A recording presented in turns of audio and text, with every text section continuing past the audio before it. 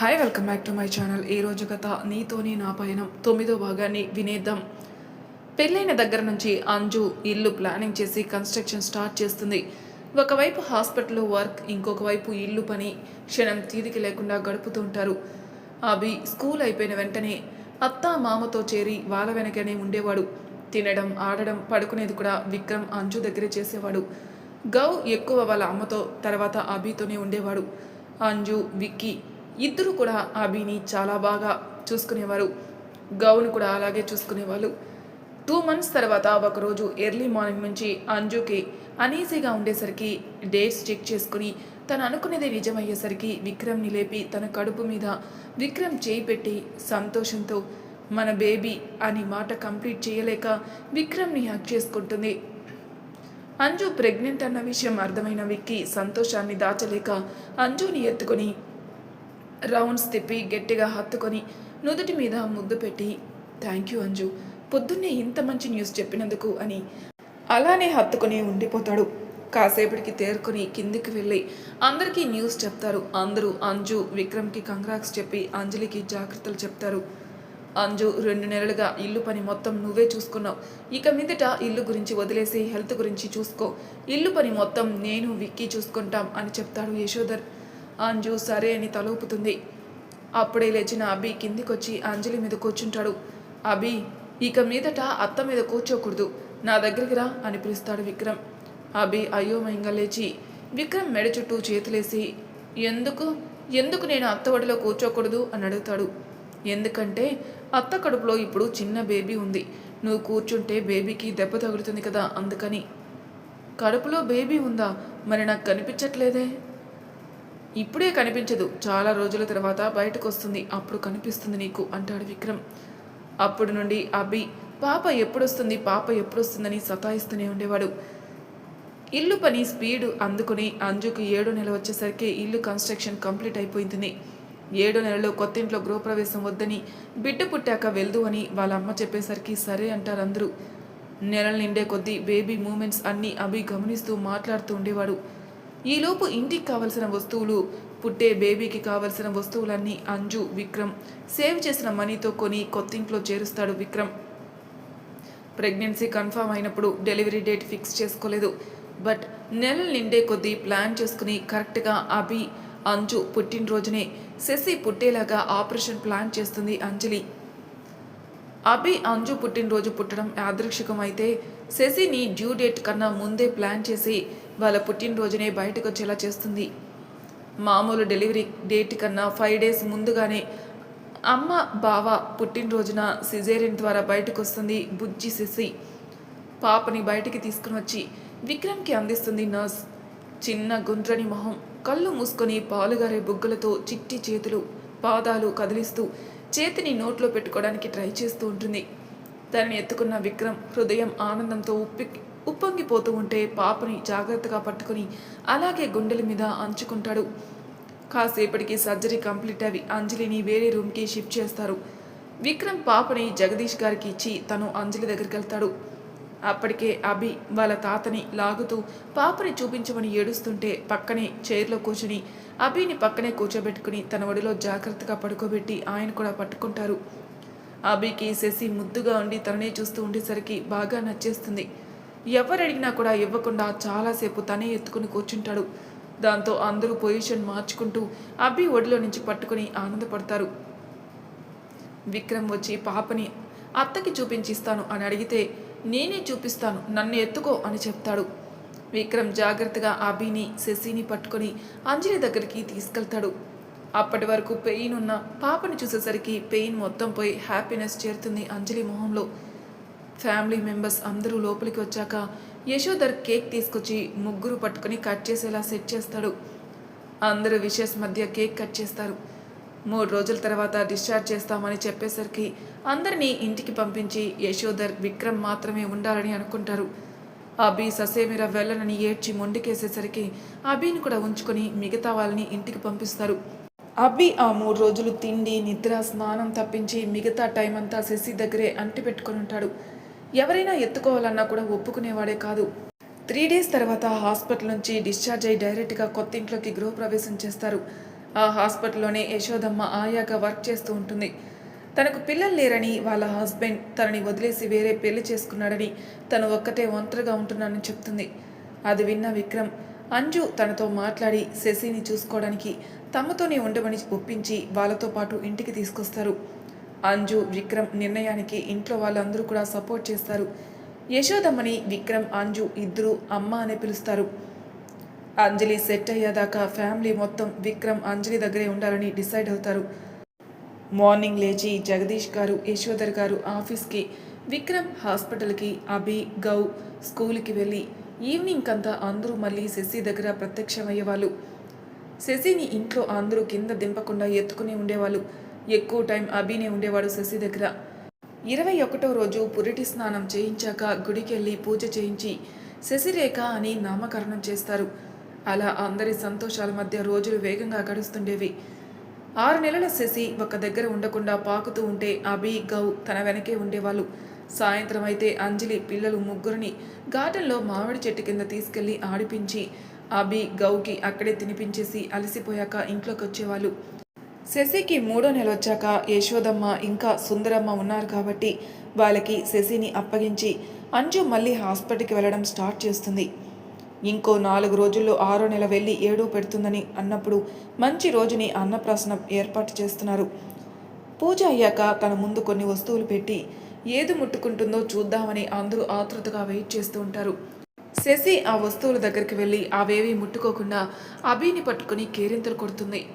అభి అయితే శశి తన్ని పట్టుకున్నందుకు సంతోషపడిపోయి అందరికీ అరిచి మరీ చెప్తుంటాడు. అన్నయ్య, శశిరేఖ అభిమన్యునే ఎంచుకుంది. పెద్దయ్యాక కూడా వీళ్ళు ఇలానే ఉంటే నా కూతురే నీ కోడలని చెప్తుంది అంజు. వాళ్ళు ఓకే అనుకుంటే ఇంకా నేనెందుకు అభ్యంతరం చెప్తాను అని యశోధర్ గారు కూడా నవ్వుతూ అంటారు. విక్రమ్ పైకి హ్యాపీగా ఉన్నట్టు కనిపిస్తున్నా లోపల మాత్రం వాళ్ళ అమ్మా నాన్న గురించి ఆలోచిస్తూ బాధపడుతూ ఉంటాడు. అభి అయితే ఇంటికి వెళ్ళడం కూడా మానేసి అంజు, విక్కీ, శశి దగ్గరే ఉంటాడు. గౌ మాత్రం ఇంట్లోనూ ఇక్కడ 2 దగ్గరలా తిరుగుతూ ఉంటాడు. రోజులు వేగంగా పరిగెత్తి శశి మొదటి పుట్టినరోజు వస్తుంది. ఒకే రోజు ముగ్గురివి బర్త్డేలు. అభి అంగరంగ వైభవంగా ఏర్పాట్లు చేస్తారు జగదీశ్వర గారు, యశోధర్ గారు. వచ్చిన ప్రతి ఒక్కరికి రిటర్న్ గిఫ్ట్ 30 రకాల వంటలతో డిన్నర్ అరేంజ్ చేసుకుంటారు. ఆ పార్టీకి వచ్చిన ప్రతి ఒక్కరూ ఆశ్చర్యపోయేలా డెకరేషన్స్, మనిషి ఎత్తు కేక్ రెడీ చేయించుంటారు. వచ్చిన బంధువులు, ఆఫీసుల వాళ్ళు, హాస్పిటల్లో కొలీగ్స్ అందరి మధ్యలో ముగ్గురు ఒకరి చేయి ఒకరు పట్టుకుని కేక్ కట్ చేస్తారు. తర్వాత గెస్టులందరూ వచ్చి అక్షంతలు వేసి ఆశీర్వదించి వెళ్తారు. అలా పార్టీ అయ్యేటప్పటికీ అందరూ అలసిపోయి అదే హోటల్లో రూమ్స్ తీసుకుని పడుకుంటారు. అందరి ఆనందాల మధ్య రోజులు ఎంత వేగంగా పరిగెడుతున్నాయో కూడా పట్టించుకోరు. శశి 2వ పుట్టినరోజు కూడా అవుతుంది. ఈ మధ్యలో సురేష్, నీలిమ గారికి శైలజ పుడుతుంది. ఇంకో చిన్న పాప ఇంట్లోకి వచ్చేసరికి సందడి ఇంకొంచెం పెరుగుతుంది.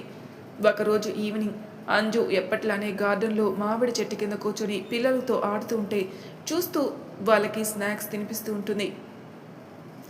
అంజు నాన్న మా ఊరు నుంచి మనిషిని పంపాడు, మనల్ని చూడాలంట, రమ్మని కబురు పంపాడు అని ఆనందంతో మొహం వెలిగిపోతుంటే ఫాస్ట్గా రావడం వల్ల ఆయాసపడుతూ చెప్తాడు.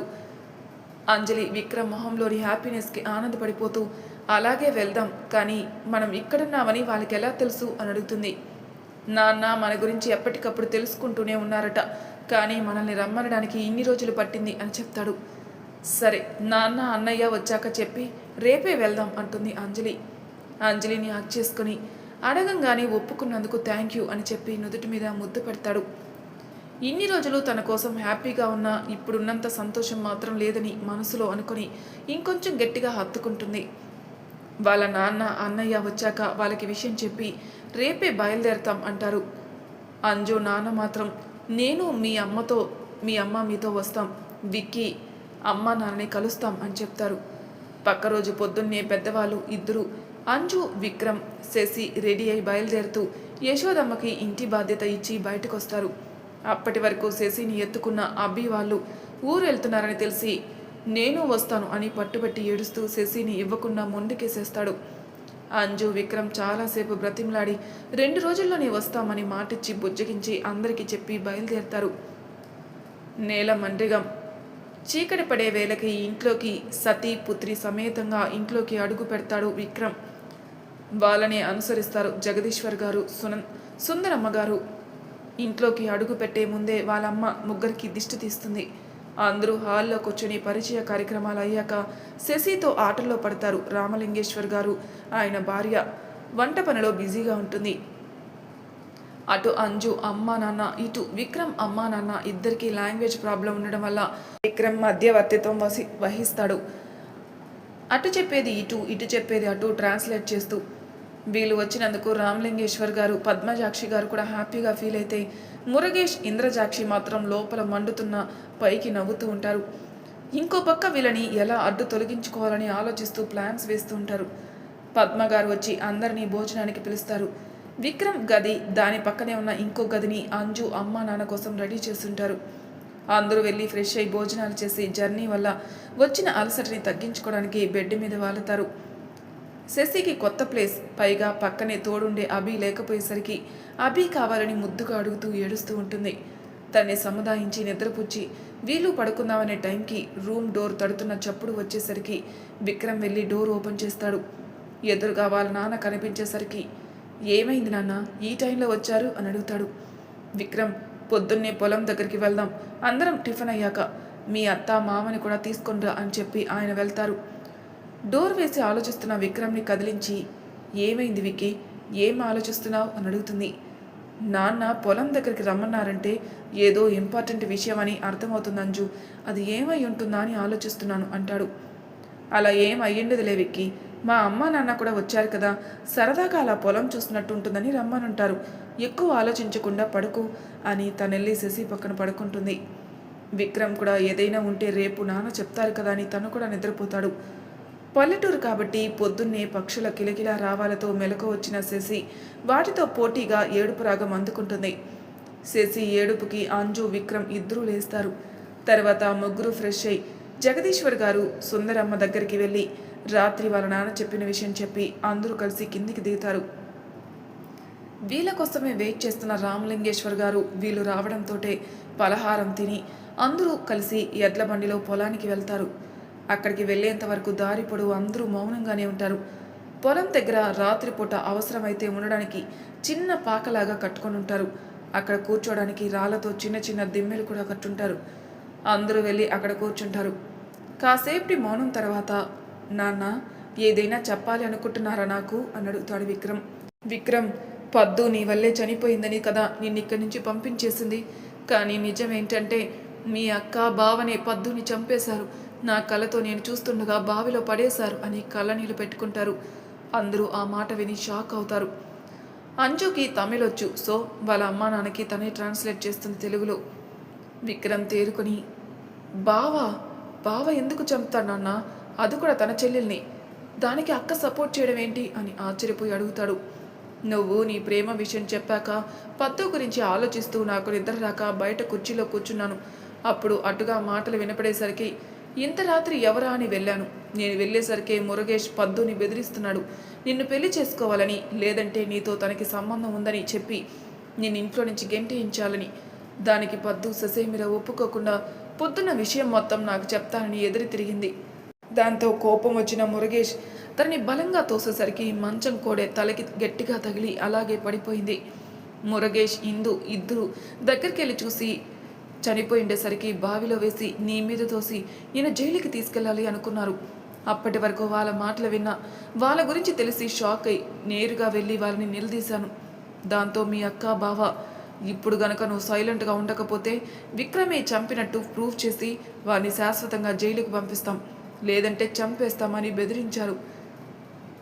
అదే నేను ఒప్పుకుంటే నువ్వు ప్రాణాలతో ఉంటావని చెప్పారు.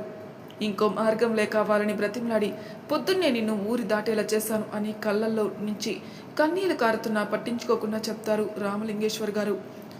విక్రమ్ వెళ్ళి ఆయన కన్నీళ్లను తుడిచి, నేను మిమ్మల్ని ఎప్పుడూ తప్పుగా అనుకోలేదు నాన్న, కానీ మీరు నమ్మారేమో అని బాధపడ్డాను అంతే అని చెప్తాడు.